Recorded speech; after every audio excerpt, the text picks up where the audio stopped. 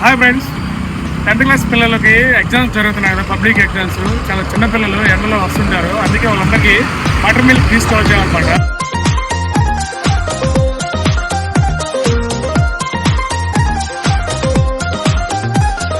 కాలం నీతో నడవదు, నిన్నడిగి ముందుకు సాగదు.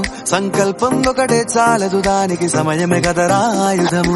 విజయం నేరుగా చేరదు, శ్రమ పడితే దక్కగా మారదు. నీ లక్ష్యం చేరే మార్గంలో ప్రతి సెకను విలువని తెలుసుకో.